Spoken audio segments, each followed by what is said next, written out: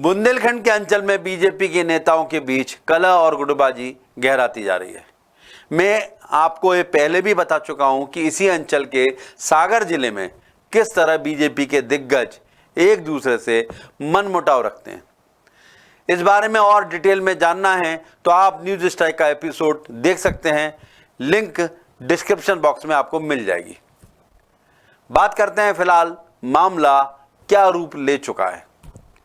गुटबाजी या कलह, दोनों में से जो चाहे मान लीजिए, वो अब सागर का दायरा पार करके पूरे अंचल में फैल चुकी है। हालात यह है कि बीजेपी के ही एक दिग्गज नेता और पूर्व मंत्री एक इंटरव्यू में ये कह चुके हैं कि अगर संगठन ने समय रहते एक्शन ना लिया तो हालात बेकाबू हो जाएंगे। नमस्कार, मैं हूं हरीश दिवेकर और आप देख रहे हैं न्यूज स्ट्राइक। सागर की कलह पूरे बुंदेलखंड में फैली। अब बुंदेलखंड की अनदेखी बीजेपी पर कभी भी भारी पड़ सकती है। हम न्यूज स्ट्राइक में लगातार आपको बता भी रहे हैं कि यहाँ के नेता किस कदर एक दूसरे से राजनीतिक होड़ में जुट चुके हैं, जिसका असर तकरीबन हर काम पर दिख रहा है। हो सकता है बीजेपी इस बात को लेकर इत्मीनान से हो कि अभी चुनाव बहुत दूर है, चुनाव आते आते सब ठीक हो जाएगा या फिर कर लिया जाएगा, लेकिन जो हालात हैं वो बहुत आसानी से काबू में आ जाएंगे ऐसा लगता नहीं है, क्योंकि मामला पहले सिर्फ सागर जिले तक ही सीमित था। अब मामला पूरा जिले की सीमाएं पार करके अलग अलग विधानसभा सीट से गोविंद सिंह राजपूत, भूपेंद्र सिंह और गोपाल भार्गव जैसे नेता आते हैं। और शिवराज सरकार में भूपेंद्र सिंह का जबरदस्त दबदबा था। गोपाल भार्गव को भी कैबिनेट में अच्छे पद मिले रहे, सबसे सीनियर मध्य प्रदेश के नेता हैं, लेकिन इस बार सिर्फ गोविंद सिंह राजपूत को ही पद मिला, मंत्री पद मिला।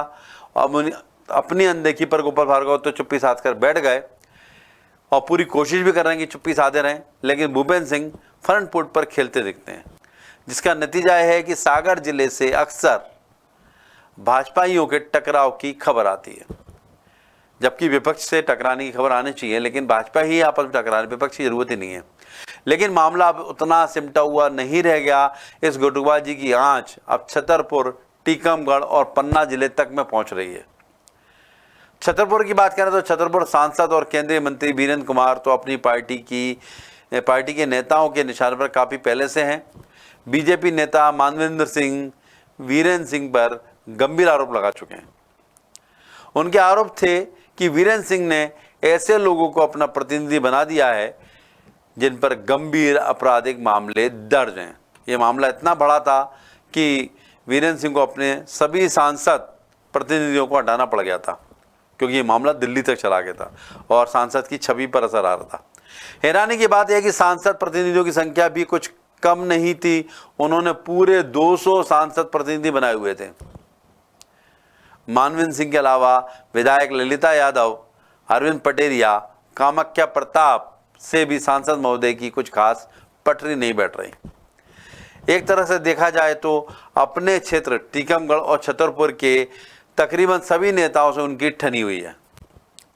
संगठन स्तर पर भी बात करें तो वहाँ भी उनका मनमुटाव सीधा तौर पर नजर आता है। सीधे तौर पर टीकमगढ़ में संगठन महामंत्री और विधायक हरिशंकर खट्टे को और पूर्व विधायक राकेश गिरी से भी उनकी पटरी नहीं बैठ रही। बीजेपी के पुराने प्रदेश अध्यक्ष भी पद जाते ही गुटबाजी का शिकार हो रहे हैं। जी हाँ, मैं बात कर रहा हूँ बीडी शर्मा की। खजुराहो से सांसद है बीडी शर्मा और पूर्व विधायक पुष्पेंद्र नाथ गुड्डन पाठक के निशाने पर रहते हैं। अभी कुछ ही दिन पहले पाठक ने बीडी शर्मा की तुलना तुगलक तक से कर दी। जैसे ही अध्यक्ष पद से हटे बीडी शर्मा, उन पर हमला हो गया। उन्होंने यहाँ तक कह दिया कि अपने कार्यकाल में बीडी शर्मा ने संगठन का कचरा कर दिया। पूर्व विधायक ने शर्मा पर पार्टी क्राइटेरिया को नजरअंदाज करने का भी आरोप लगाया है।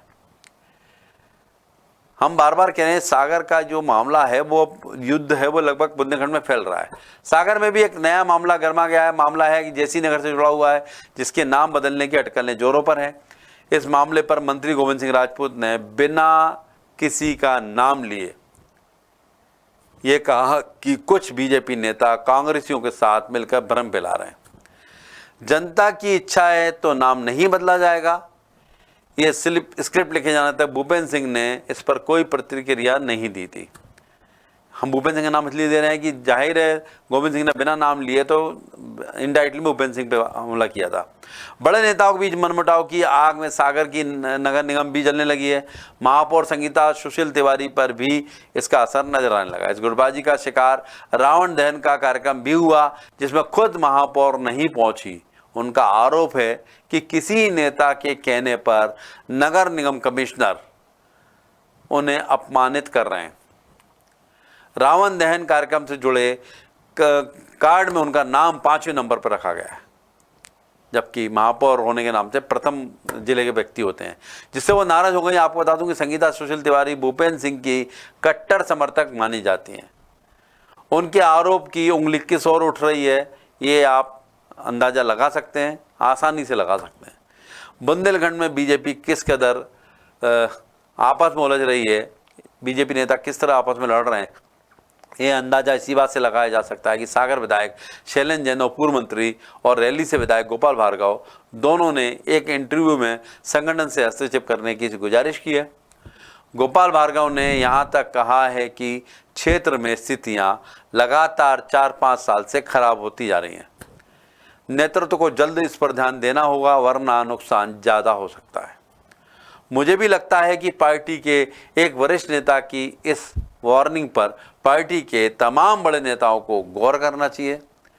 कहीं ऐसा ना हो कि बाद में पार्टी लाइन के नाम पर बैंड ऐड लगाए जाए और लेकिन गुटबाजी का जख्म ना भर पाए, क्योंकि बैंडेड तो तत्काल काम करता है, लेकिन जख्म भरेगा ना भरेगा इसकी गारंटी नहीं है। तो पार्टी के पास अभी मौका है, पर्याप्त मौका है। नगरीय निकाय चुनाव भी दूर हैं, पंचायत चुनाव भी आने वाले हैं। तो ऐसे में इन चुनावों से, स्थानीय चुनावों से पहले आपसी नेताओं की गुटबाजी खत्म कर दी जाए, अन्यथा ये नेता अपने अपने पट्टों को मैदान में उतारेंगे और विपक्ष से लड़ने के बजाय बीजेपी वर्सेस बीजेपी चुनाव होगा, और जो कि जिसकी चुनौतियाँ मुख्यमंत्री और प्रदेश अध्यक्ष को झेलना पड़ेंगी। नमस्कार। इसी मुद्दे से जुड़ा हुआ हमारा आज का सवाल है, क्या बुंदेलखंड के नेताओं के बीच मौजूद रार को काबू करना अब बीजेपी संगठन के बस से बाहर है? आप अपना जवाब हाँ या नहीं के ऑप्शन में दे सकते हैं। इसके लिए आप हमारी वेबसाइट www.daसूत्र.com पर विजिट कर सकते हैं, या फिर हमारे social media platforms YouTube, Facebook और इंस्टाग्राम पर भी जा सकते हैं। पिछले एपिसोड में हमने आपसे सवाल किया था कि क्या ग्वालियर चंबल में मजबूत होने के लिए दिग्विजय सिंह को है सिंधिया की जरूरत। इसके जवाब में 82% लोगों ने हाँ और 18% लोगों ने नहीं के ऑप्शन में जवाब दिया है।